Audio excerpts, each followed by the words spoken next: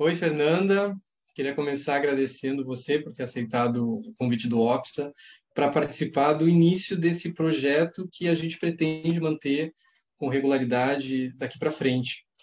Em síntese, se trata de um projeto de divulgação científica de trabalhos feitos por jovens doutores e doutoras que tocam em temas de política externa dos países sul-americanos. E aí podem ser relações com outros países, integração regional, participação em organizações internacionais, processo decisório, enfim.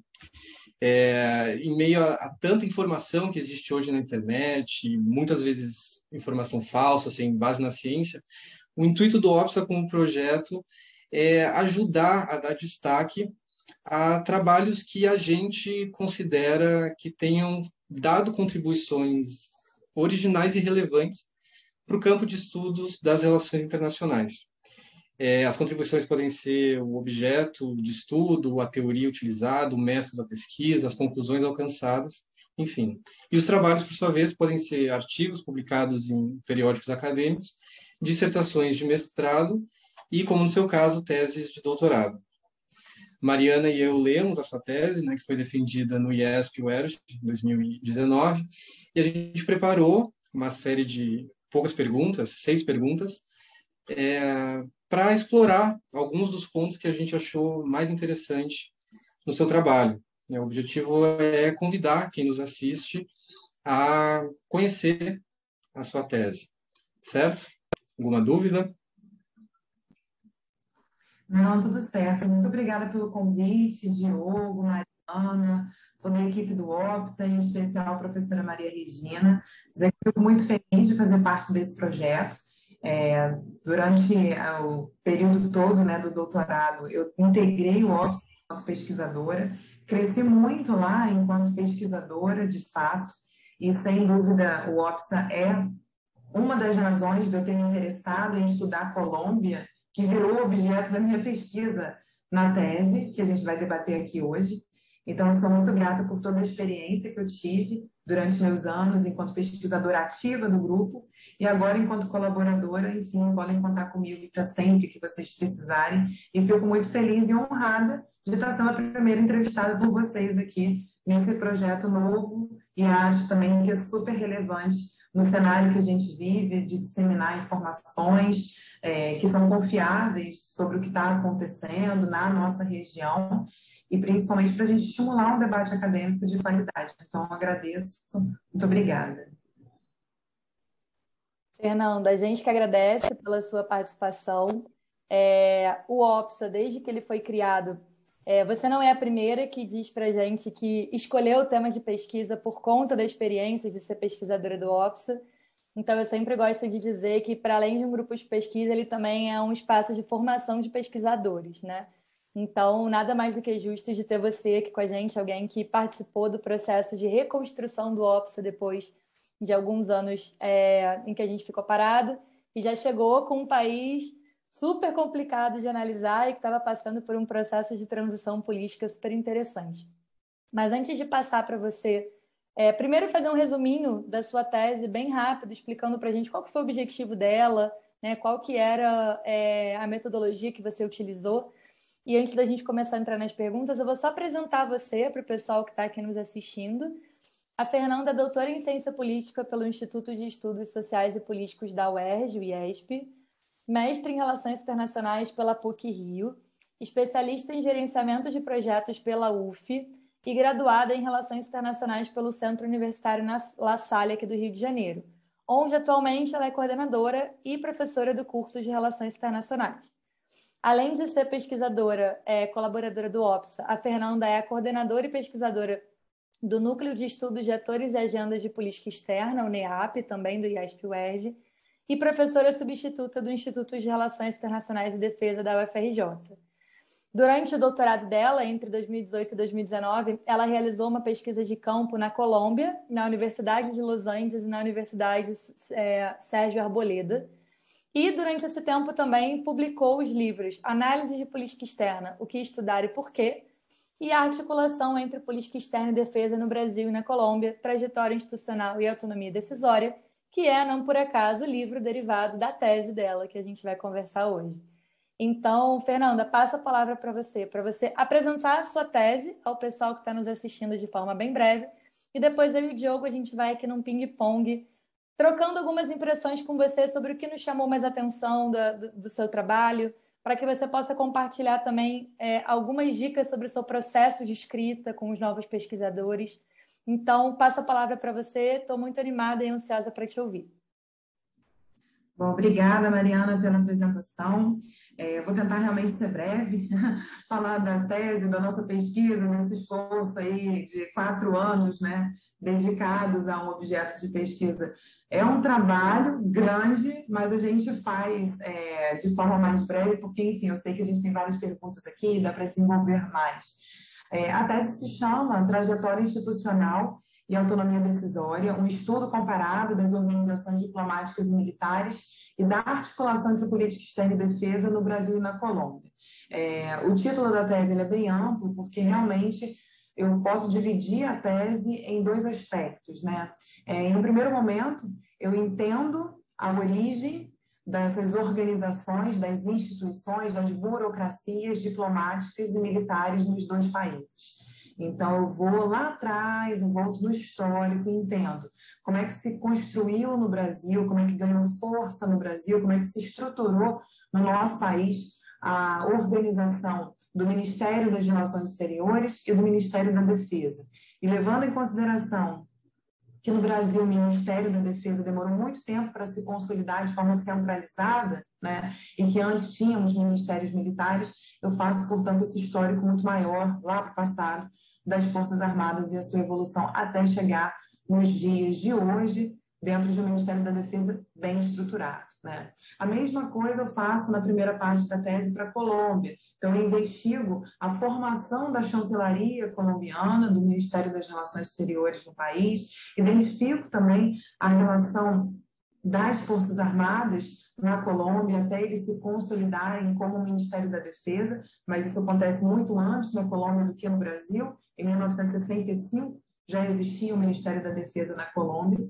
E o objetivo nessa primeira parte da tese é, de fato, fazer um estudo comparando essas organizações burocráticas que tratam da defesa e da política externa dos 2 países, para que eu consiga atingir o meu objetivo central da tese, que é entender como é que se dá a articulação entre a política externa e a política de defesa no século XXI, em especial no período que compreende os governos no Brasil, Lula da Silva, Dilma Rousseff, e na Colômbia, Álvaro Uribe e Juan Manuel Santos, né? Então, eu estou falando basicamente ali de um período que vai dos anos de 2002 até o período de 2018. Eu defendi a tese em 2019. Então, eram os governos mais recentes, assim, que eu poderia fazer uma comparação com dados, né, suficientes para análise.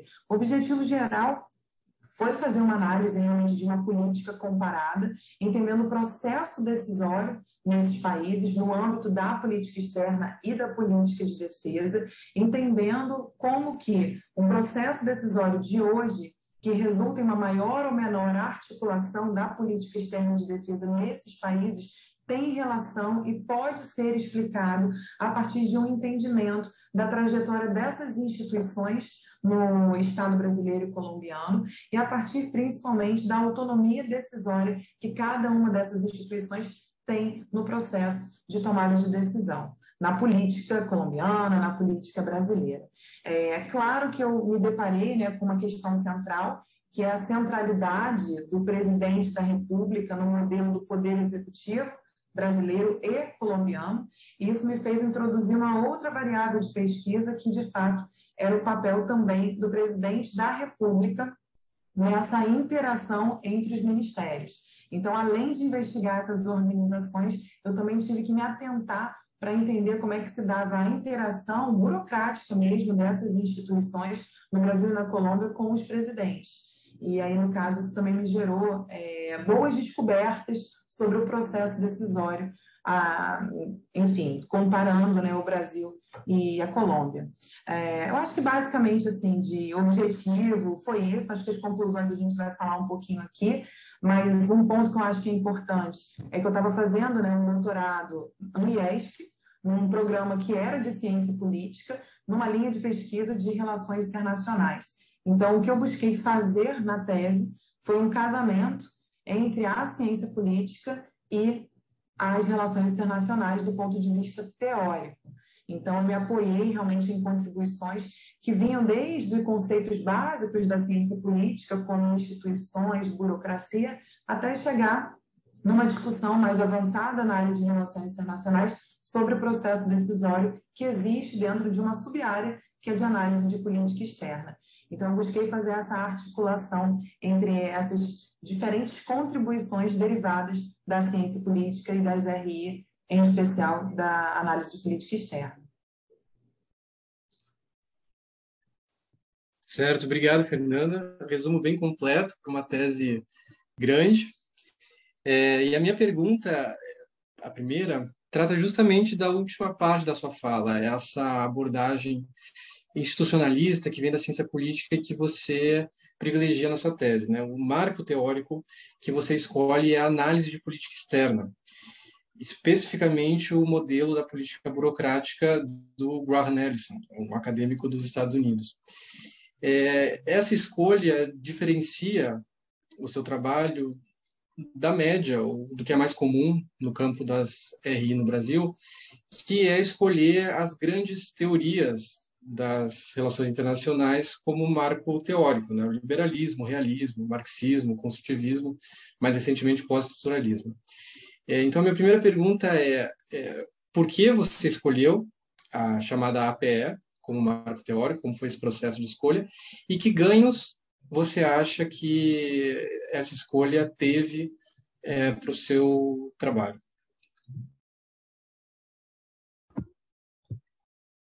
Obrigada, Diogo, pela pergunta que eu acho super pertinente e que eu me deparei, né, com exatamente essa questão logo no início do trabalho, ainda fazendo o projeto. Inclusive, assim, como a gente está aqui compartilhando um pouco desse processo da tese, eu acho que um dos elementos que traz mais angústia para quem é o pesquisador, para quem está ali elaborando a tese, é exatamente a questão do marco teórico, né? Como vou caminhar para fazer a minha análise? O que vou propor? Que autores vão mobilizar? Quais conceitos fazem sentido? O que eu consigo trabalhar que tem relação epistemológica, ontológica, e que metodologicamente não vai me dar problema, né? Então, eu tinha feito muitas leituras ao longo da minha vida acadêmica sobre teoria de relações internacionais. Tive um mestrado muito forte em teoria das relações internacionais. Gosto das teorias das relações internacionais, mas eu já tinha chegado a uma conclusão muito clara durante, inclusive, o meu mestrado, era que o que as teorias discutiam e, obviamente, tinham como foco analítico não era o que eu, enquanto uma pessoa que tinha interesse em olhar para dentro do Estado, estava realmente interessada em pesquisar, né? Então, assim, é claro que o realismo, o liberalismo, o marxismo, né, o marxismo e várias outras correntes construtivistas e pós poderiam trazer boas contribuições para um estudo comparado do Brasil e da Colômbia, mas não com o recorte que eu estava propondo, que era exatamente de entender o Estado como um ator que não é monolítico de forma alguma, que representa atores específicos de setores, como o setor da defesa, da diplomacia e do próprio presidente da República, né, que tem todos os interesses do seu partido por trás. E eu sabia que uma das abordagens que fazia total sentido e que é proveniente de um diálogo forte com a ciência política e com as políticas públicas, que é a análise de política externa, seria, de fato, um bom caminho para eu começar a entender essa interação, relação entre esses diferentes atores dentro do Estado. Não levando em consideração a dimensão da identidade, porque eu não estou falando de identidade do Brasil, identidade da Colômbia, ou a própria identidade específica de um desses atores. Eu estou falando de uma burocracia, né, de valores institucionais, eu estou trabalhando uma outra dimensão.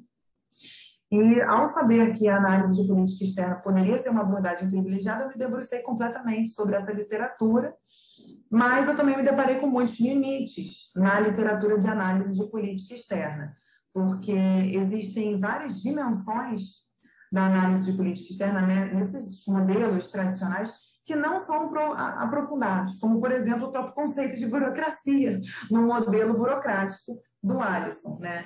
E da onde que esses autores da análise de política externa, enquanto uma área de pesquisa, né, um campo, de fato, de estudos em relações internacionais, eles vêm? Eles beberam na fonte da ciência política, das políticas públicas e muitos até da psicologia. Então, eu falei, bom, eu vou na fonte. E aí, se eu faço um doutorado em ciência política e eu tiver acesso a muito material, faz total sentido fazer esse diálogo, né? Então, não é que as teorias de RI não são importantes ou não pudessem me ajudar, mas para o meu recorte, que é olhar para dentro dos estados e para a interação de atores específicos dentro desse estado, eu precisava realmente ir além. E aí, realmente, é ir além do que o próprio liberalismo, que abre essa caixa preta do Estado, propõe, olhando atores, modelos específicos, interação, e olhando para as instituições, porque eu acho que nenhuma abordagem de análise de política externa me trazia também esse entendimento profundo sobre burocracias. E eu precisei fazer esse olhar profundo dentro da ciência política, entendendo de fato a construção das instituições e mobilizando conceitos que vêm de autores que trabalham especificamente com instituições, sociologia das instituições. Tanto é que, na minha proposta analítica, né, eu começo fazendo uma discussão sobre o que são as instituições, como é que se consolida esse conceito de burocracia, as interações que existem entre elas, mas mais do que isso é mostrar um pouco da importância da gente entender a trajetória dessas instituições antes de olhar para a interação burocrática, senão não faz sentido o resultado da interação política, né? Então, a partir do momento que eu olho para a construção institucional, mobilizo conceitos como construção da identidade das instituições, que eu olho para elementos de como essas instituições educam, formam os seus membros, elementos de advocacia das instituições, que é como elas mobilizam seus recursos organizacionais para ampliar o seu turf, né, que é o campo de atuação, a jurisdição que elas têm dentro de um aparato burocrático, desde chegar ao ponto de olhar como elas se fortalecem, mantêm o seu poder dentro do Estado, criação de mitos, como é que elas facilitam o trabalho, como é que elas criam uma rotina, né, para incorporar os procedimentos operacionais padrão.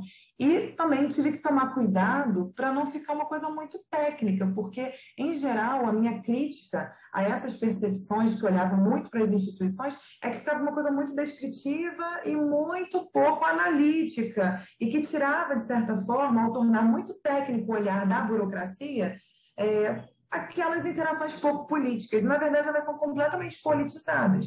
Existe uma disputa de poder constante dentro do aparato brasileiro e colombiano, né? Do aparato do Estado. Então, muito por essa razão é que eu falei, não posso ficar só no estudo das organizações da ciência política e não posso ficar só dentro das contribuições do processo decisório da análise de política externa. Então, ainda durante o meu projeto de tese, eu consegui consolidar esse marco teórico, encaixando esses autores, esses conceitos, essas contribuições e trabalhando duas partes, né? A parte de olhar, de fato, para as instituições e como elas são criadas dentro do Estado brasileiro e colombiano, a partir de várias táticas, inclusive estratégias organizacionais que elas podem utilizar para se fortalecer, e depois, no segundo momento, para entender a articulação das políticas de defesa e da política externa, pegar as contribuições da análise de política externa e, de fato, olhar para uma análise do processo de tomada de decisão, do processo decisório. Que aí olhar para o contexto de decisão, para a estrutura da decisão, se é uma decisão que ela é de força, por exemplo, da burocracia, ou se a força predominante vem do presidente da República, entender também de que forma alguns componentes podem afetar essa decisão, como, por exemplo, as preferências organizacionais, as crenças que essas instituições têm, e como que isso também pode ser alterado durante o próprio processo de formulação e implementação das políticas externas e de defesa nos dois países, né? E não, como se não bastasse, além de eu estar falando de processo decisório, eu também estava falando do resultado da articulação dessas políticas.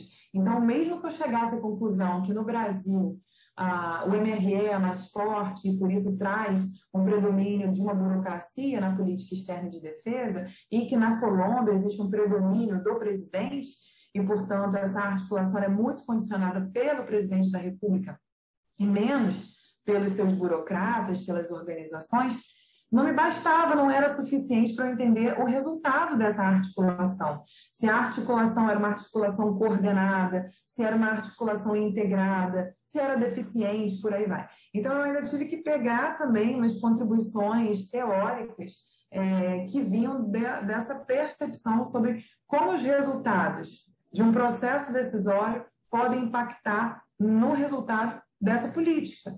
Se essa política vai ser positiva, vai ser negativa, vai ser coordenada, vai ser deficiente, por aí vai.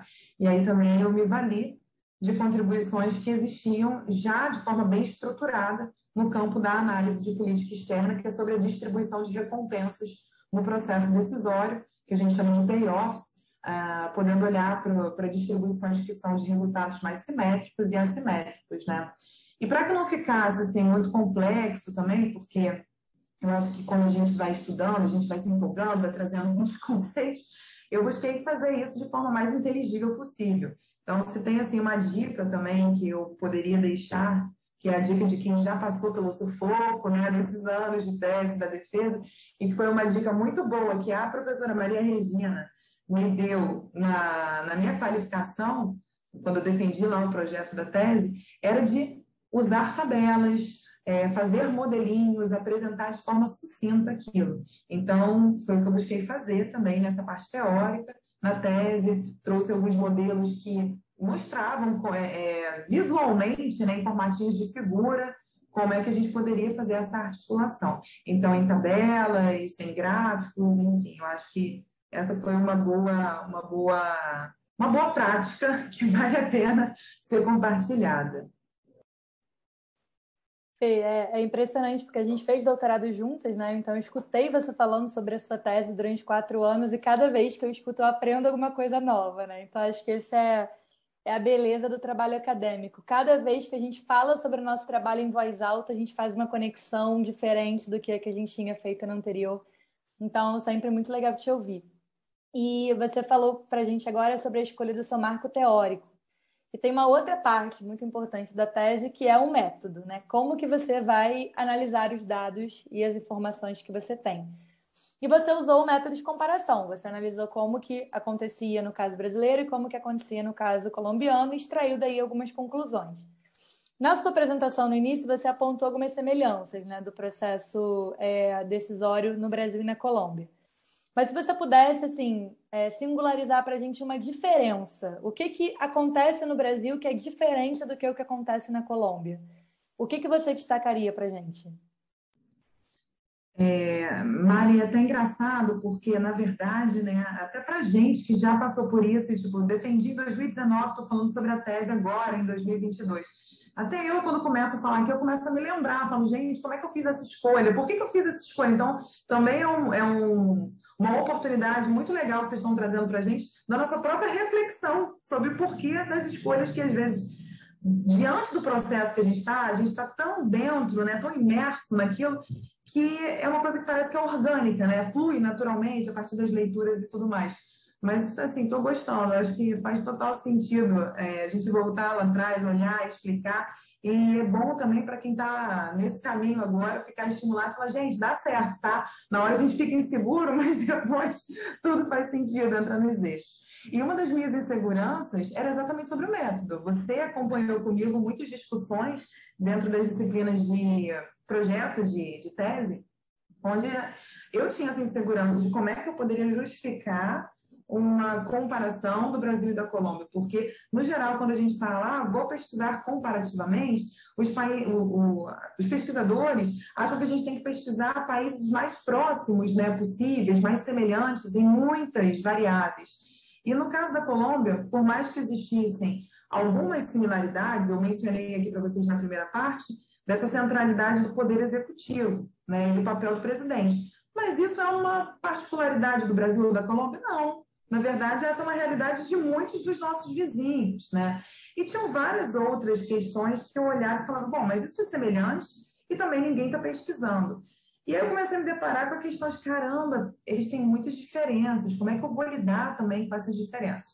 Então, assim, eles tinham homologias estruturais, eram países que estavam na mesma condição sistêmica, laços fortíssimos com os Estados Unidos, alianças especiais, de fato. No Brasil, a gente fala de americanismo, na Colômbia, eles falam de doutrina res polo. São países democráticos, sistema presidencialista. Mas tinha um elemento importante, que era similar e que me trouxe várias diferenças. E aí é que eu vou até me concentrar. Eles eram as maiores potências militares na América do Sul. Isso me chamava muita atenção. Como é que a gente podia ter a Colômbia como uma grande potência militar na região, um grande investimento do PIB, número de forças armadas super alto também, perto do que é, né, o tamanho do país, e pouca pesquisa comparando. E aí eu falei, cara, vou pesquisar isso, vou entender. Quando eu comecei a pesquisar de fato, muitas pessoas trabalham com o narcotráfico como um elemento comum e que mostra também diferenças na forma como os dois países lidam com a questão do narcotráfico. Eu não quis ir por aí porque eu analisei processo decisório e política de defesa de forma mais abrangente, né? E eu comecei a perceber que, cara, por que é difícil analisar os países comparativamente? Porque eles têm diferenças absurdas, assim, internamente. A diferença é central quando você começa a... central não, é gritante quando você começa a pensar na própria constituição das Forças Armadas no Brasil e na Colômbia. Então, por exemplo, se no Brasil a gente fala, nossa, existe um desvio de função das Forças Armadas, elas estão envolvidas, né, na questão da garantia da ordem pública.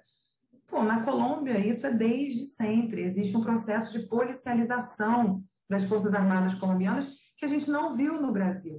No Brasil, a gente tem um processo de profissionalização das Forças Armadas muito antigo. E na Colômbia, isso foi um processo que começou desde os anos 50 e muito por conta de uma necessidade deles combaterem uma guerra civil interna, o que o Brasil não viveu. Então, a gente começa a perceber que existem elementos estruturais da história desses países que vão condicionar diferenças na formação dessas instituições e que vão gerar resultados distintos para as suas políticas, seja política externa, seja a própria política de defesa, né? No caso colombiano, assim, chamando atenção aqui para a questão da principal diferença, para mim a diferença brutal é com relação à constituição do Ministério da Defesa e do papel das Forças Armadas no Estado colombiano e, principalmente, do Ministério das Relações Exteriores também, do Brasil para a Colômbia.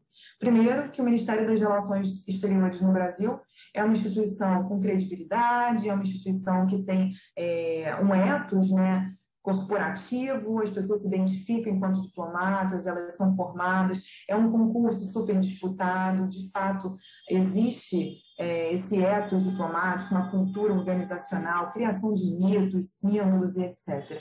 Enquanto na Colômbia, a chancelaria, ela não tem prestígio no âmbito da sociedade e ela é completamente instrumentalizada pelo Estado colombiano. Então, essa é uma diferença gritante e que diz respeito à própria estratégia de inserção internacional. Por que o Brasil é mais ativo?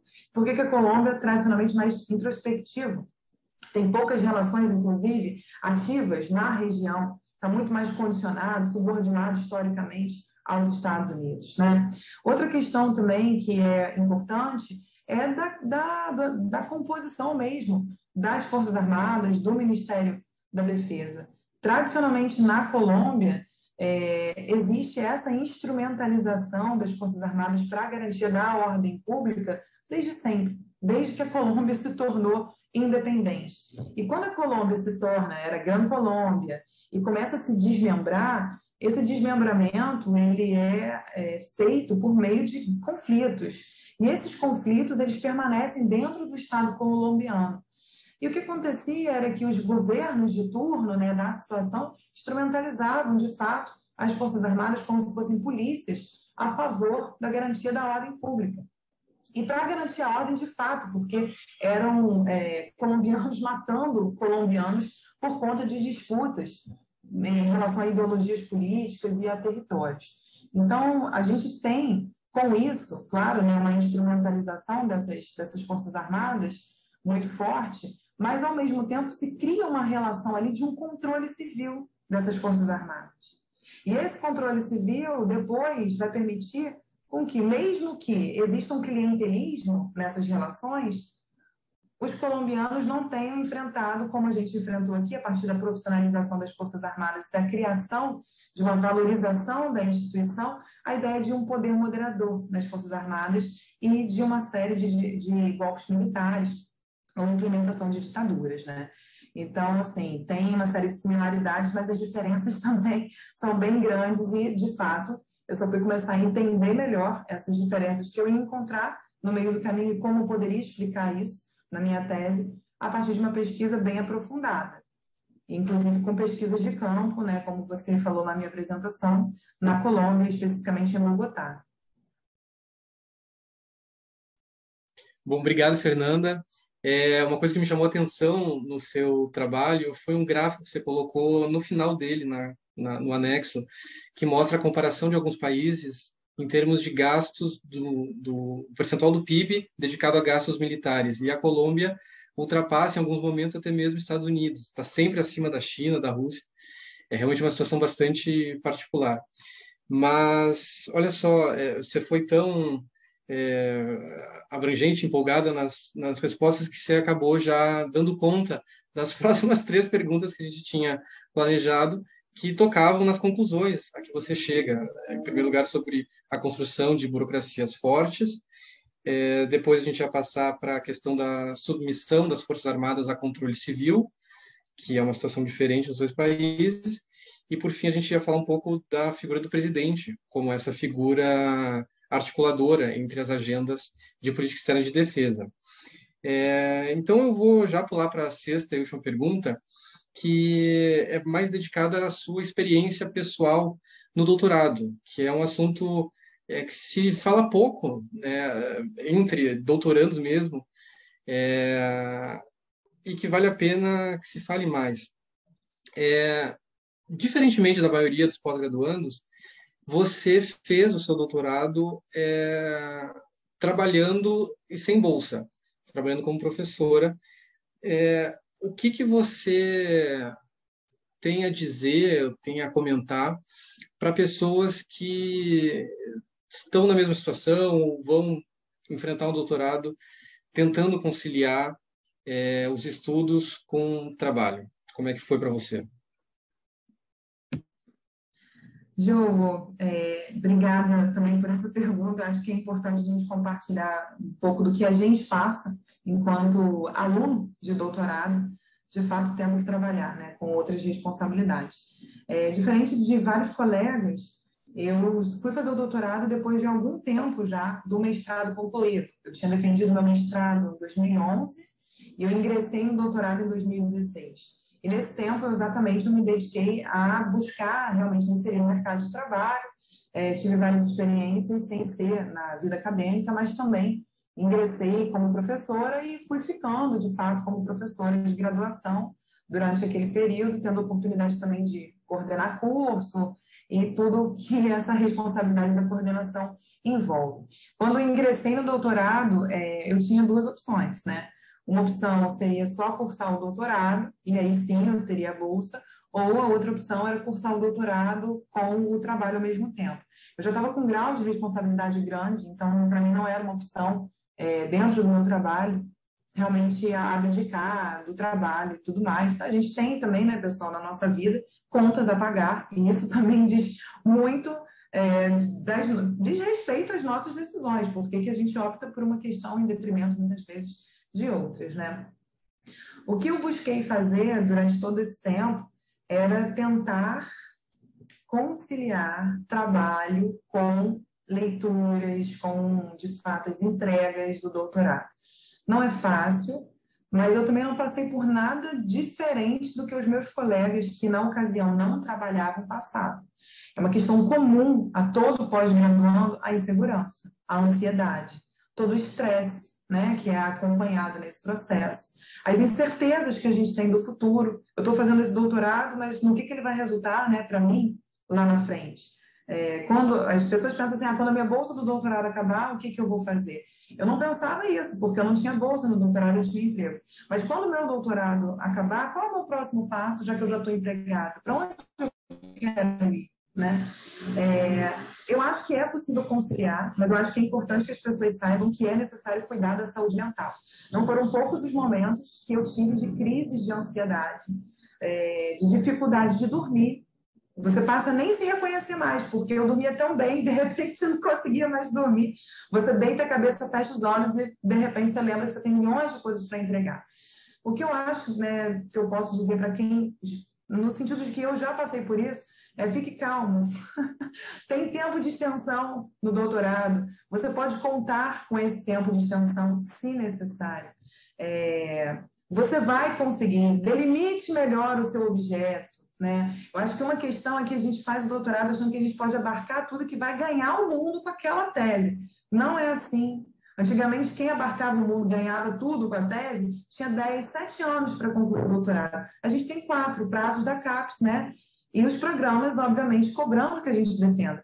Então, faça uma boa delimitação do objeto de pesquisa. Tenha uma boa relação com os professores, orientadores, uma relação de confiança, onde você sabe que você pode se abrir e que se aqueles prazos não estiverem bons, você pode propor outros prazos. Porque antes de pesquisadores, nós somos pessoas e passamos pelos mesmos problemas, né? Então, eu tenho muita sorte de ter encontrado no meu caminho no IESP, e aí não é fazendo propaganda, não, é falando uma coisa que é um relato real, professores que são muito maravilhosos mesmo, assim, a minha orientadora, né, que foi a professora Letícia Pinheiro, nossa, contei com ela várias vezes para compartilhar os meus momentos de angústia, e me fazia muita diferença ouvir que ela, que está na posição dela como minha orientadora, também já tinha passado por aquilo, ouvir as dicas, né, dos professores na qualificação. Por mim, eu tinha feito mais coisa do que eu entreguei. Eu já acho que eu entreguei pra caramba. Mas aí era ótimo. A Maria Regina falava, Fernanda, pode ser menos. Né? O professor Marcos Sepic, na ocasião da qualificação, pode ser menos. E eu acho que isso tudo faz diferença. A gente poder, de fato, ter pessoas que a gente possa, né, se inspirar, confiar. Além de que é muito importante ter os amigos, né? As pessoas que estão próximas da gente, vivendo aquelas mesmas angústias e que entendem o que a gente está passando. Porque senão a gente vira o chato dentro de casa e fala, eu tô cansado, eu tenho que escrever, eu tenho que fazer tese. E aí, quando você compartilha aquilo com pessoas do doutorado, que estão vivendo exatamente a mesma realidade, tudo se torna mais fácil. Então, eu também queria agradecer aqui a galera do OPSA, porque muitas vezes eu compartilhei as angústias desse período do doutorado, da tese, com vocês. Mas o que eu acho é que é possível, sim, compartilhar, mas tem que saber que é, de fato, uma escolha onde você vai ter praticamente suas 40 horas semanais de trabalho, mais as suas 16 horas do final de semana, comprometidas de alguma forma, porque o tempo que eu tinha para escrever os trabalhos, o tempo que eu tinha, muitas vezes, para as leituras da tese, eram sábado e domingo. Então, assim, são opções que a gente faz, mas que eu acho que, infelizmente, né, o tratamento que a gente está tendo na educação pública no Brasil vai se tornar cada vez mais comum que as pessoas façam os seus mestrados e doutorados tendo que trabalhar, porque só a bolsa, muitas vezes, não é suficiente. Então, o que eu posso dizer pelo meu relato é que sim, é possível, mas é uma escolha que a gente faz. Né? Fernanda, muito obrigada. Primeiro por ter levado a gente para viajar pela sua tese. A gente falou sobre seu marco teórico, seu tema, seu objeto, seu objetivo, sua metodologia. Foi uma aula de desenho de pesquisa aqui em poucos minutos. E também pela sua experiência, né, do relato pessoal. Acho que, como você disse, é muito importante que a gente tenha uma rede de apoio para poder passar pelo doutorado da forma mais tranquila possível. Tranquila nunca vai ser, mas ela pode ser menos pior, né? Então, queria aproveitar para te agradecer. Agradecer também ao Diogo, que dividiu aqui essa conversa junto comigo. E convidar todos e todos que estão nos assistindo para acompanhar os próximos vídeos com outros pesquisadores sobre outros temas, sempre ressaltando o papel da nossa região, a importância de uma política externa bem orientada e estratégica. Então, muito obrigada, Fernanda, muito obrigada, Diogo, e até a próxima. Obrigada, Mariana. Obrigada, Diogo, pela oportunidade. Obrigada a todo mundo do Ops, Regina. Deixo aqui meus agradecimentos e compartilhar um ponto que a Mariana falou. É importante que a gente pesquise a região e eu gostaria de estimular vocês a pesquisarem de forma comparada, porque comparativamente a gente aprende muito. E eu acho que a gente precisa ter mais estímulo a comparar o Brasil com os nossos vizinhos. Então, fica aí meu agradecimento e minha provocação também para os pesquisadores. Tchau, pessoal. Até a próxima.